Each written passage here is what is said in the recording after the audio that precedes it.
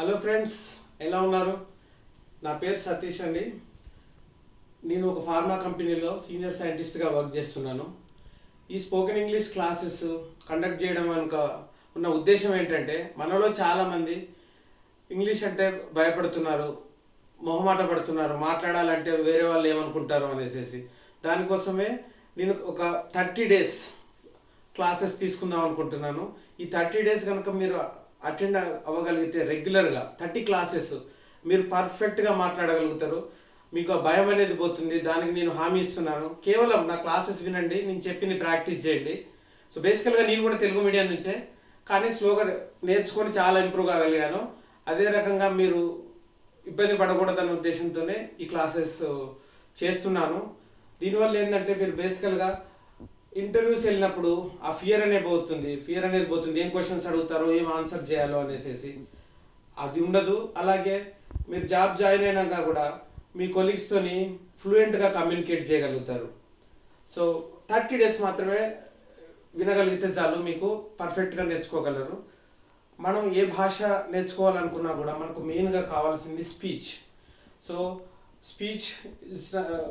ఒక స్పీచ్ తయారు చేయడానికి ఇంగ్లీష్లో చాలా అవసరం ఉంటుంది. ఫర్ ఎగ్జాంపుల్ టెన్సెస్ అని, డైరెక్ట్ ఇండైరెక్ట్ స్పీచ్ అని, సింపుల్ కాంపౌండ్ కాంప్లెక్స్ సెంటెన్సెస్ అని, అవన్నీ మీకు హార్డ్గా చెప్పను, చాలా సులభమైన భాషలో మీకు ఎక్స్ప్లెయిన్ చేస్తాను.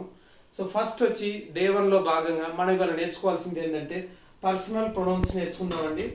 పర్సనల్ ప్రొనౌన్స్, ఇందులో I, we, you, he, she, it, they గురించి నేర్చుకుందామండి. అంటే నేను. So I, we, you, he, she, it, they.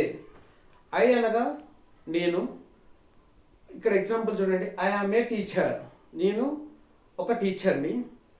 We are Indians, మేము. వి అంటే ఏంటంటే మేము అనొచ్చు, మనము అనొచ్చు. మేము భారతీయులము లేదా మేము Indians. You are a student. You అంటే బేసిక్గా మనం నీవు లేదా మీరు అంటాం కదండి, కానీ ఇంగ్లీష్లో కేవలం యూనే వాడతారు. ఏకవచనమైన బహువచనమైన యూనే వాడతారు. So you are a student, నీవు ఒక విద్యార్థివి. హీ అంటే ఏంటంటే అతడు, హీ ఈజ్ ఏ క్రికెటర్, అతడు ఒక క్రికెటర్.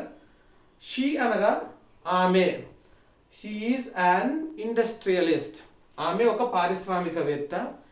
ఇట్ అంటే జనరల్గా మనం ఒక వస్తువులను, ఆబ్జెక్ట్స్లను చూపిస్తాము, లేదా జంతువులను.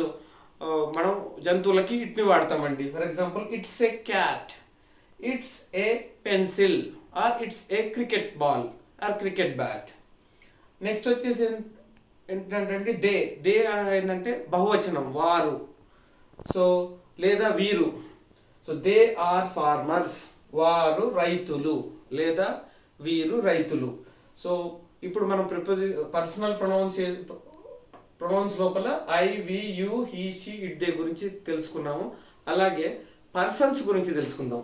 సో మనం బేసికల్గా చాలా మంది అంటుంటారు కదండి, first person, second person, third person అని. సో వాటి గురించి ఇప్పుడు తెలుసుకోబోతున్నాం. ఫస్ట్ పర్సన్ అంటే బేసికల్గా నేను చెప్తా చూడండి, నేను మీతో మాట్లాడుతున్నాను. ఎవరి గురించి? వేరే వాళ్ళ గురించి మాట్లాడుతున్నాను అనుకోండి. సో నేను ఇక్కడ ఫస్ట్ పర్సన్, మీరు వింటున్న వాళ్ళు సెకండ్ పర్సన్. ఎవరి గురించి లేదా దేని గురించి మాట్లాడుతున్నామో అది థర్డ్ పర్సన్. ఇక్కడ మనం వాటి గురించి క్షుణ్ణంగా నేర్చుకుందాము, ఏకవచనం బహువచనంతో సహా.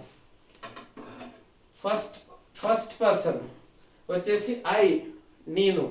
So first person singular, first person ఏకవచనం వచ్చి I.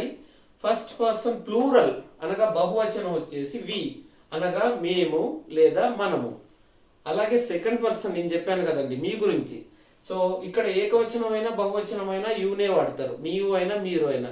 So second person singular అయినా ప్లూరల్ అయినా కూడా యూనే వాడాలి. సో అదేవిధంగా థర్డ్ పర్సన్ ఎవరి గురించి మాట్లాడుతున్నాం, అతని గురించి, ఆమె గురించి, దాని గురించి. సో హీ, షీ, ఇట్ ఒక వస్తువు గురించి మాట్లాడుతున్నాం.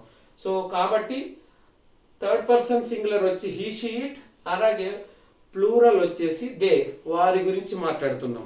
సో ఇవి చాలా ఇంపార్టెంట్ అండి. వీటిని బేస్ చేసుకునే మనకు ముందు యాన్సిలరీ వర్డ్స్ అని ఉంటాయి, అలాగే హెల్పింగ్ వర్బ్స్ ఉంటాయి.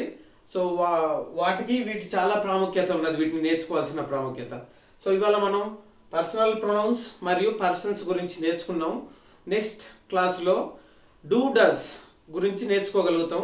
ఈ డూ డస్ మనం నేర్చుకున్నాం అంటే క్లియర్గా వర్బ్ క్రియలో ఏ పని ఎట్లా చేస్తాం అనేది, ఏ పర్సన్స్కు ఏ రకంగా అనువర్తింపజేయచ్చో క్లియర్గా నేర్చుకుందాం.